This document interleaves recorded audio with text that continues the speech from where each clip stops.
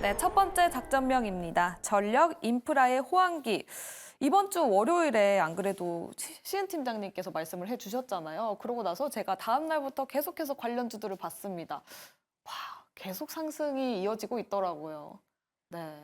네, 역시 인플루언서다. 인플루언서가 픽을 했기 때문이다. 그렇죠. 일론 머스크 CEO가 2025년 전기와 변압기가 부족할 것이다라고 얘기를 했잖아요. 관련했을 때는 이미 전력이라든지 변압기 투자하시는 분들은 아시겠지만 AI 수요가 계속해서 높아지고 데이터 센터 투자가 계속 나오고 전력에 대한 부분이 부족해지면 결국은 변압기에 대한 수요가 증가할 것이다라는 내용은 많이들 알고 있는 사실이었어요. 그런데 사실 변압기라든지 이런 쪽이 우리가 실생활에서 체감되는 영역은 아닙니다.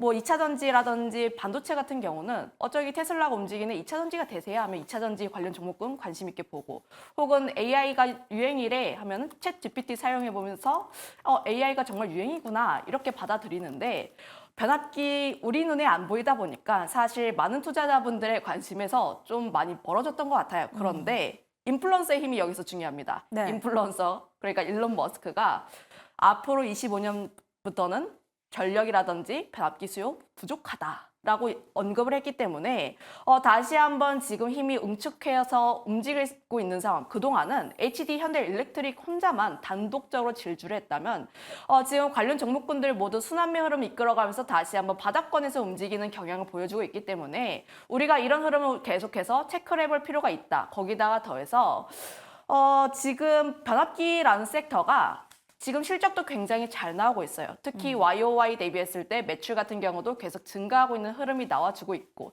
영업이익률 측면에서 봤을 때도 계속 증가하고 있는 흐름이 나와주고 있습니다. 특히 변압기 산업이라는 게 굉장히 사이클이 긴 산업이에요. 네. 지금 2021년, 2022년부터 국내 변압기 수출량이 폭발적으로 늘게 되면서 바닥권에서 굉장히 큰 폭의 상승세가 나왔지만 지금 변압기 수출 과거의 데이터를 보았을 때 아직까지 추가적으로 상승할 만한 캐파는 더 늘어나고 있다라고 보시면 좋을 것 같고요. 특히 이번 변압기 사이클의 첫 시발점이 미국입니다. 네. 지금 미국 같은 경우 데이터 센터에 대한 부분도 있고 신재생 에너지에 대한 부분도 있는데, 가장 크게 문제가 되고 있는 게 노후화된 변압기라고 보시면 좋을 것 같아요. 특히 이런 부분이 굉장히 중요한 게, 아무래도 날다 보면은 화재라든지 굉장히 큰 문제가 발생하게 됩니다. 그러면 인력 좀 문제도 굉장히 발생할 수 있다 보니 네. 그런 부분은 결국 우리가 계속 개선을 해야 하는 거죠. 그런데 이런 문제 같은 경우는 바이든 정부도 인지를 하고 있고, 그리고 트럼프 진영도 인지를 하고 있는 영역이다 보니까 크게 미국 대선과는 크게 상관이 없는 섹터라고 보시면 좋을 것 같고, 네. 두 진영 모두가 이 문제점을 인지를 하고 있기 때문에 계속해서 설비 투자가 들어간다는 점, 설비 투자가 들어가게 되면 결국 우리나라 수출이 계속 늘어날 수 있는 부분이 나와주고 있어서 매출 같은 경우에는 더욱더 성장할 것으로 기대가 된다. 특히 HD 현대일렉트릭이라든지 주요 변압기 섹터 가이던스를 보면은 1월이라든지 그때 가이던스 공시를 했습니다. 올해 수출이라든지 매출 목표 어느 정도다 이렇게 제시를 했는데, 작년 대비했을 때 큰 폭의 성장세가 나와준다는 점을 보면 역시나 변압기 같은 경우는 지금 실적도 굉장히 잘 나오고 있는데 성장성도 굉장히 좋다는 점, 이 점을 좀 강조드리겠습니다. 알겠습니다. 근데 또 이 인플루언서의 선택이라고 말씀을 해주시면서 일론 머스크를 또 언급을 해주셨잖아요. 근데 이 이슈가 사실은 오늘 나온 이슈가 아닌데 지금까지 또 지속이 됐잖아요. 그렇기 때문에 내일쯤에서는 좀 시들시들해지지 않을까 싶은데, 그럼 미국 쪽으로의 수출이 많은 종목들을 보는 게 좋겠죠? 변압기 교체 수요 관련해서. 네, 아무래도 좀 미국 같은 경우에 좀 수출량이 많은 쪽을 보시면 좋을 것 같은데, 관련했을 때 좀 대장 역할을 하고 있는 게 HD 현대일렉트릭, 재룡전기, 그리고 효성중공업 쪽이 있는데, 이쪽이 미국 쪽에 대한 매출 비중이 굉장히 높습니다.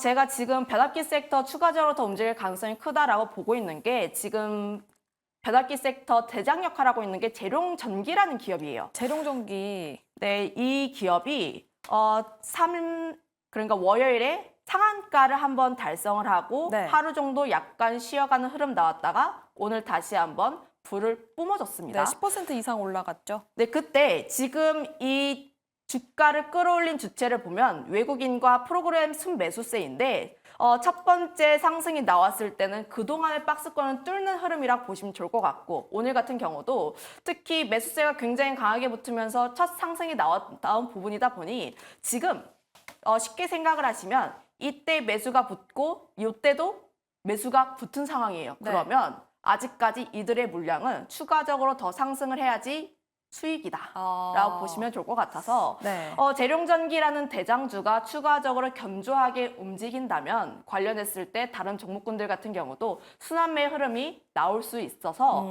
이런 점을 보게 되었을 때 우리는 그 순환매의 흐름을 빠르게 포착해 볼 필요가 있다 이렇게 보고 있습니다. 알겠습니다. 그럼 지금 데이터 센터 관련해서도 모멘텀이 있고 또 미국의 노후화된 변압기 교체 수요 관련해서도 두 번째 모멘텀이 있는데 혹시 대표님 네. 네옴시티 관련해서도 그 부분을 유념하고 투자를 해봐도 좋을까요?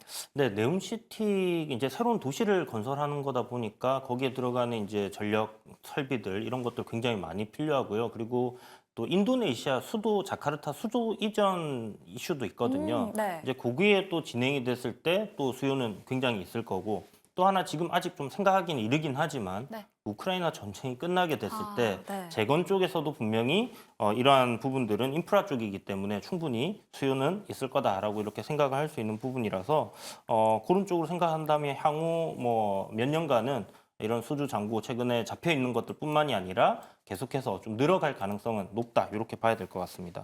알겠습니다. 그럼 변압기 전력 관련해서 보시는 대표님의 탑픽은 어떤 종목이 있습니까? 저는 이제 대장주 위주로 계속 보자라는 관점이기 때문에 네. HD 현대 일렉트릭 정도를 생각을 하고 있고요.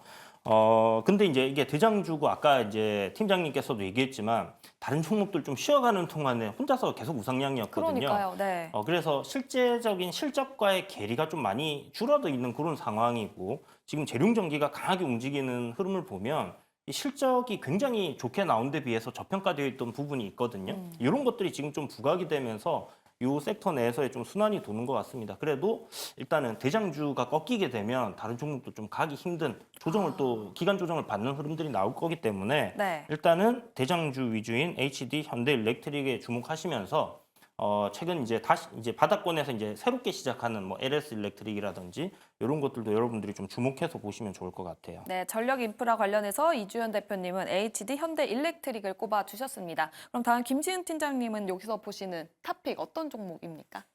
제가 HD 현대 일렉트릭을 좀 고민을 했었는데 네. 저번에 좀 가지고 오셔가지고 이야기해주지 않을까 싶어서 좀 뺀 부분이 있고요. 네.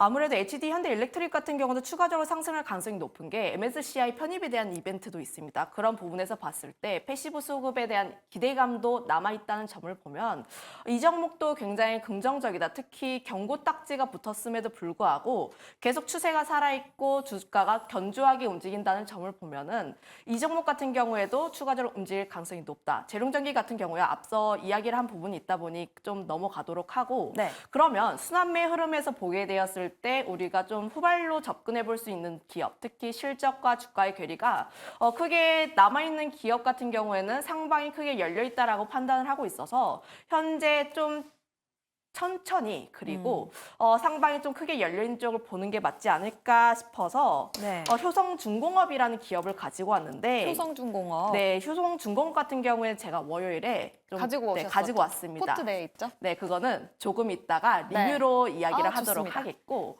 관련했을 때 LS 일렉트릭 같은 경우도 좀 추가적으로 이야기를 해보게 되면 굉장히 슬픈 기업입니다, 이 기업도.